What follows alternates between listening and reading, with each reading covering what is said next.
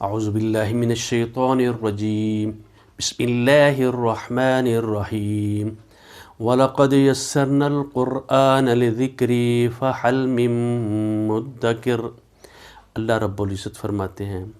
میں قرآن پاک کو آسان سے آسان ترین بنایا ہے، کیا کوئی ہے اس کے اوپر عمل کرنے والا، اس کی سوچ بچار کرنے والا؟ وَلَقَدْ يَسَّرْنَا الْقُرْآنَ لِلذِّكْرِ، جس نے اللہ تعالیٰ کی یاد کرنی ہو اور وہ قرآن پاک کو اس نے آسان بنا دیا ہے، فَحَلْ مِن مُدَّکِرٍ، کوئی اس سے نصیحت پکڑنے والا ہے؟ جب ہم مسلمان ہیں تو ہم نے اللہ تعالیٰ کو جب یاد کرنا ہوگا تو ہمیں قرآن پاک کی تعلیم، اس کی تربیت اور اس کے مفہوم کو سمجھنا، اس کو صحیح ادائیگی کے ساتھ پڑھنا، اس کو اچھے طریقے سے جاننا اور اس کے الفاظ کو، تلفظ کو پورے مخارج کے ساتھ نکالنا اور پھر اس کو مکمل طور پر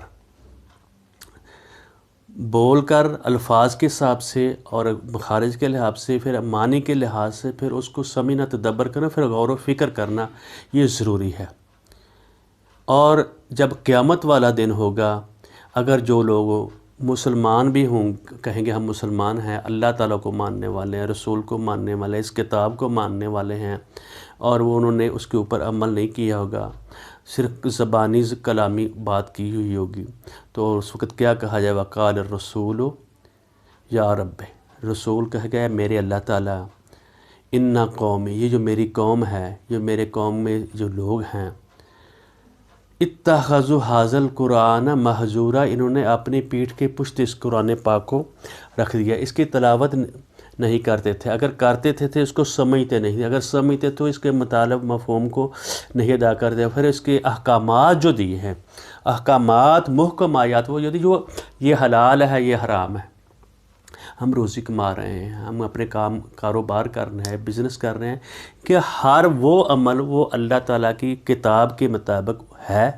کہ نہیں ہے، اور اس کتاب کو سمجھنے کے لیے ضروری ہے کہ اس کے الفاظ کی ادائیگی بھی سمجھی جائے اور اس کا مطلب مفہوم بھی سمجھا جائے، اور یہ کس مقام پر اتری تھی، اور یہ آیت اللہ تعالیٰ اس میں کیا کہہ رہے ہیں، پھر غور و فکر و تدبر کرنے کی بار بار اللہ تعالیٰ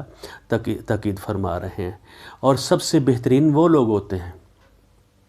سب سے اچھے لوگ وہ ہوتے ہیں جو قرآن پاک کو یہ تعلیم جو ہے نا، اس کو اچھے طریقے سے یاد کرتے ہیں۔ خیرکم من تعلم القرآن وعلمہ، قرآن پاک کو پڑھے گا اور پڑھانے گا اور اس کے اوپر عمل کرے گا، وہ لوگ سب سے بہترین ہیں۔ اور ایک مقام پہ فرمایا یا یحییٰ خذ الکتاب بقوہ، اس کتاب کو اچھے طریقے سے پکڑو، پوری طاقت کے ساتھ، یعنی پورے عمل کے ساتھ، بس یہ خالی زبانی کلامی نہیں پڑھنا اور اس کے اوپر باقاعدہ عمل کرنا، یہ آب حیات ہے، یہ زندگی ہے، یہ کتاب ہے، ہمارا منشور ہے، اس کے اوپر عمل کریں گے تو کامیابی ہوگی۔ اور فرمایا والذین یؤمنون بما انزل الیک، جو لوگ ایمان لاتے ہیں، جو عمل کرتے ہیں، یؤمنون بما انزل الیک، جو تیرے اوپر قرآن پاک اتارا گیا ہے، وما انزل من قبلک، اور اس سے پہلے بھی جو اتارا گیا ان پہ اوپر بھی کرتے ہیں۔ یہ قرآن پاک کو سمجھنے کے لیے ضروری ہے۔ یہ جو الفاظ جو ہمارے بول رہے ہیں، یہ اللہ تعالیٰ نے محمد رسول اللہ صلی اللہ علیہ وسلم کے قلب اطہر کے پر اتارے ہیں، یہ آپ صلی اللہ علیہ وسلم کی زبان سے نکلے ہوئے الفاظ ہیں۔ اگر ہمیں محبت کا دعوے دار ہیں، ہم اللہ سے اور رسول سے محبت کرتے ہیں، جب یہ الفاظ آپ ادا کر رہے ہوں گے تو یہ ذہن میں رہے کہ اللہ تعالیٰ نے رسول اللہ صلی اللہ علیہ وسلم کے دل کے اوپر اتارے، آپ صلی اللہ علیہ وسلم نے پڑھے، اور وہ الفاظ میں اب میری زبان سے ادا ہو رہے ہیں جو اللہ کے رسول نے بولے تھے۔ اور یہ کتاب مکنون کتاب ہے، بہترین کتاب ہے جو ہمارے لیے زندگی ہے۔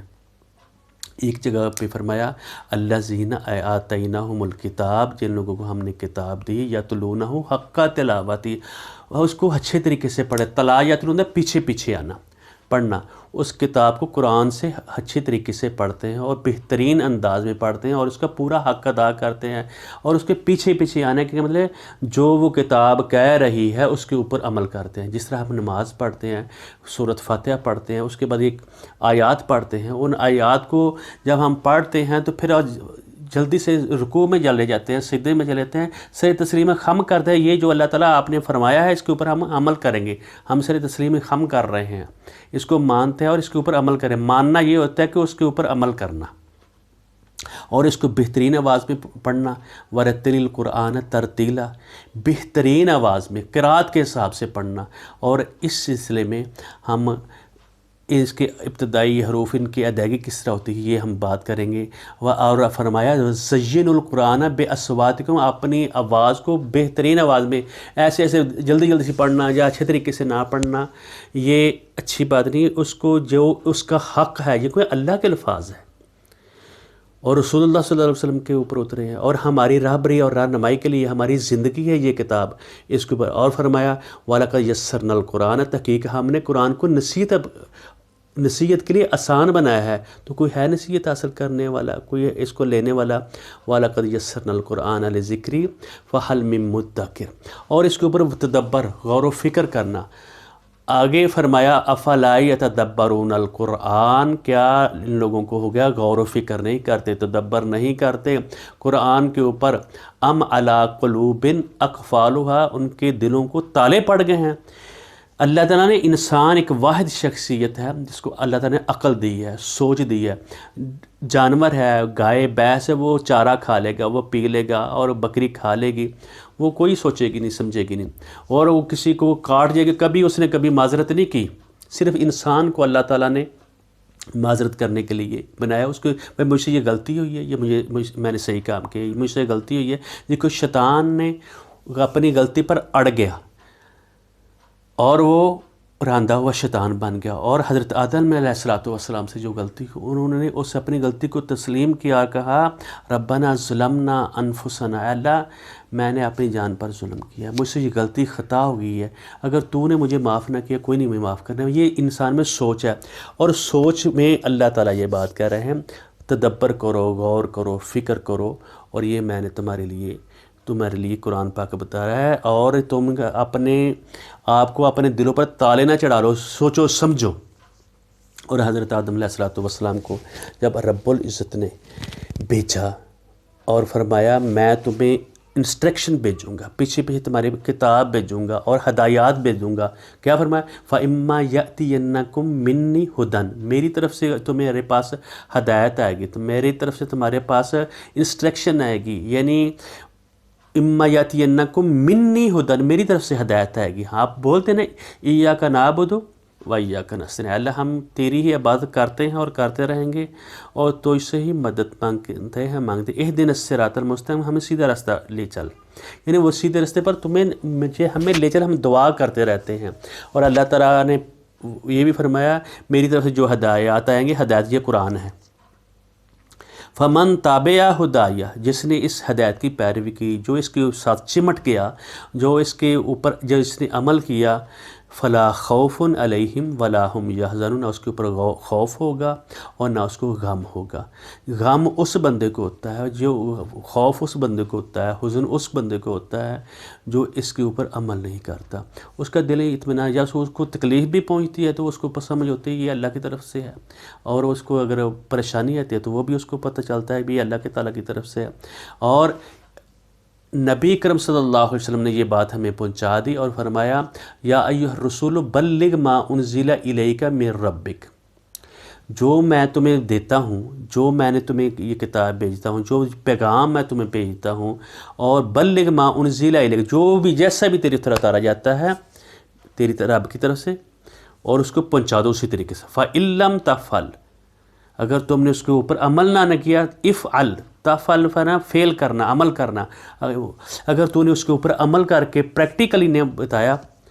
فما بلغت رسالت، ہو اپنی رسالت کا تو حق نے ادا نہیں کیا۔ اے نبی صلی اللہ علیہ وسلم، جو قرآن آپ کے رب کی طرف سے آپ صلی اللہ علیہ وسلم پر نازل ہوا ہے اسے دوسروں تک پہنچا دیجیے، اور اگر آپ صلی اللہ علیہ وسلم نے ایسا نہ کیا تو آپ گویا کہ آپ صلی اللہ علیہ وسلم نے اس کو پہنچانے کا حق ادا نہیں کیا۔ اسی لیے ہمیں قرآن پاک کو سمجھنے کے لیے، تجوید کو سمجھنے کی، اس کے اچھی ادائیگی کرنے کے لیے ہمیں پڑھنا چاہیے اور آخرت کی تیاری کرنی چاہیے۔ یہ دنیا دارالامتحان ہے اور اس کے اوپر عمل کریں گے اللہ تعالیٰ کامیابی کامرانی عطا فرمائیں گے۔ اور اس لحاظ سے ابتدائی آیات پڑھنے کے لیے پہلا سبق پڑھنے سے پہلے میں نے یہ باتیں بتائی ہیں، اور ساتھ ساتھ کہیں کہیں یہ بات بھی آ جایا کرے گی، اس کو تجوید کے ساتھ اور قرات کے ساتھ اور اس کے ادائیگی کے ساتھ یہ الفاظ ہم ادا کریں گے، اور سیکھنے اور سکھانے کی نورانی قاعدے سے ہم شروع کریں گے، اور پھر انشاءاللہ الرحمن آگے ایسا ایسا یہ سلسلہ چلتا رہے گا اور اچھے طریقے سے بتانے کی کوشش کی جائے گی۔ بارک اللہ لی ولکم ولسائر المسلمین۔ آئیے اب ہم نورانی قاعدے کے یعنی ابتدائی کلمات پہلی تختی ادا شروع کریں گے، اور پھر اس کی ساتھ سے چلتی رہے گی۔ السلام علیکم ورحمۃ اللہ وبرکاتہ۔ بارک اللہ لی ولکم ولسائر المسلمین۔